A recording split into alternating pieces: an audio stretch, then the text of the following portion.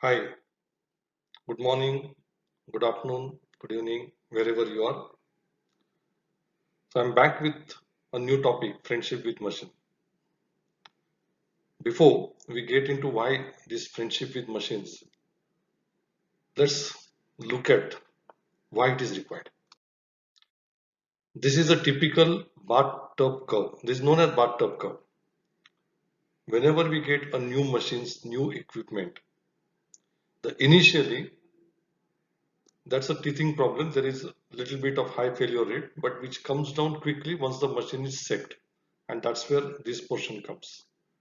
Later, this portion is the normal useful life of the machine, where the failure can happen only as a accidents or wear and tear.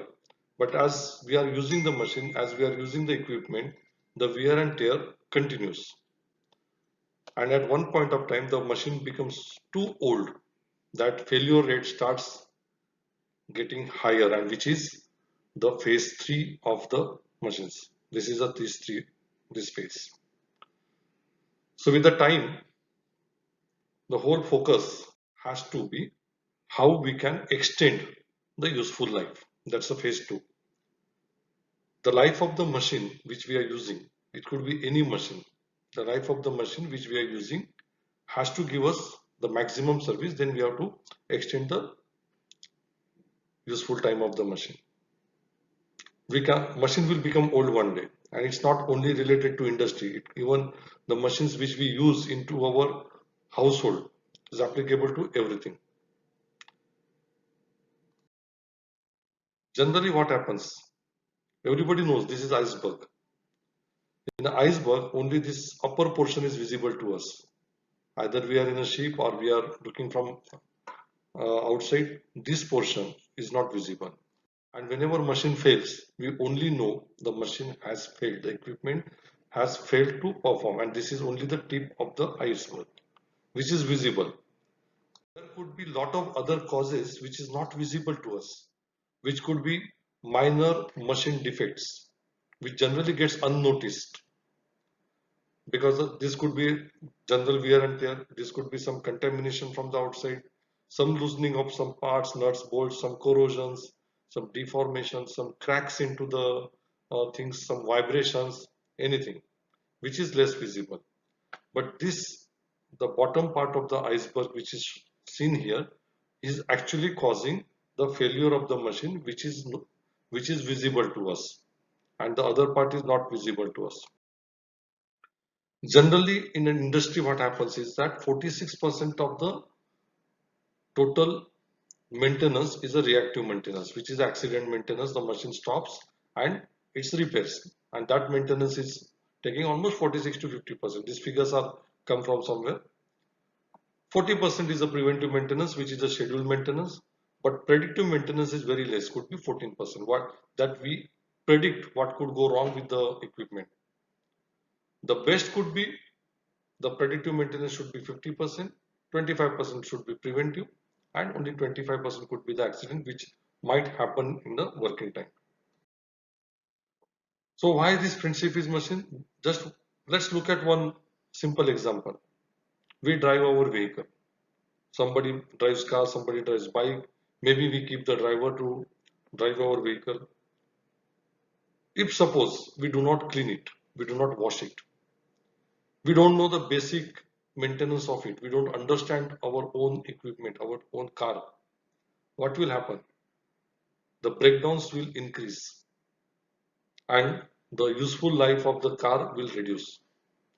So we know the driver knows how to attend to basic. He knows how to clean the car. He says, okay, I don't want to clean. It's not my job. I'm supposed to drive it. It doesn't work. He knows how to do the basic repairs. If that can happen into our personal life, have you ever thought, does the operator understands the machine? Let's take a typical garment industry example. The sewing operator, how much he understands the machine. In many cases it happens, machine doesn't work, okay, then call the mechanic. Our mechanic is attending the machine, and that only adds to the loss of the production. or loss of the productive time of the machine. But if we know to do the basic things, I'm not talking about the fine tuning or timing of the machines and all. Basic cleaning, how to clean the machine, that's important. And that is why this concept, okay, we have to get into that. Let's understand the machine we operate, which will increase or which will maximize the equipment effectiveness. Maybe aim to the zero breakdowns, aim to zero defects in the product which we are producing, or zero defect in the service, zero accidents, ultimately zero waste.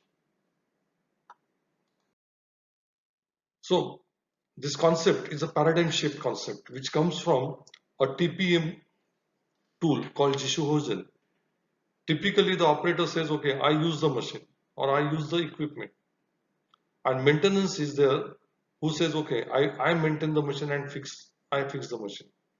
So that means as long as the operator is operating the machine, maintenance is not bothered, and maintenance comes into the picture only when the machine is breakdown. This concept is that, okay, we form as a team, me as an operator doing the friendship with my machine, and I do the basic care, and maintenance only support me in increasing or extending the useful life. So me maintaining the machine or me operating the machine is no more valid. We maintain the machine. That's the concept, and where the cleaning is the basic spirit behind this Jishuhosen. So we do the friendship with the machine exactly the way we care for the friends. What we did in our industry, we started this somewhere in 2015. Every 2 hours we started the cleaning process. So there are like 4 turns in a day. When we observed that every operator was trying to clean the machine in his own way, there is no standard practice. So first we developed a standard cleaning procedure. We trained the mechanics. Every cleaning process, one mechanic trained one operator, and we started with a guided cleaning process. So every person we try to train the operators. Okay, know your machines. You have to do the friendship with the machine, understand the machine thoroughly, and with this, the first process was do it yourself step, that is machine cleaning, and then we authorize the operator to highlight the abnormalities, highlight the missing parts, highlight the broken parts, highlight the safety guards issues, highlight the other issues, and stop the work if the machine is not suitable to operate. I'm repeating, stop the work if machine is not suitable to operate. Why operators? Let's say in the line, operators are operating the machine. The supervisor is only overseeing as a helicoptering. He doesn't know what exact problems the machines are facing. When supervisor is to this level, the people above supervisors, the production managers, the senior managers, whomsoever it is, they have very, like it's an eagle's eye vision. They don't know the basic micro level vision. It is only the operator who knows the machine better than anybody else. And so empower them to highlight the issues with the machines. So just encourage everyone to do the friendship with our machine. Make the friendship with your own machine. Learn how to use these machines, how to operate these equipments. Learn how to troubleshoot this. Learn how to troubleshoot and keep it in good shape.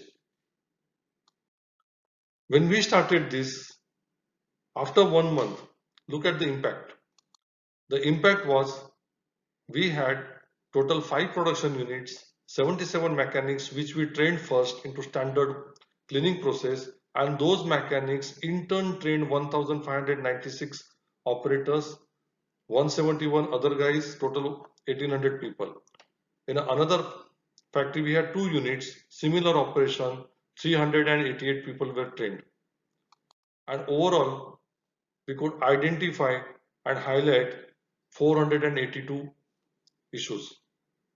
When we started this process, when we standardized this process, when we attended to all these issues, trust me, our efficiency level had just increased more than 10%. So that's a topic, just a thought process, a food for thought. Try it, it will definitely help. Just we should encourage the entire team to do the friendship with the machines. Thank you. Please subscribe to my channels to get more and more new topics. Thanks a lot.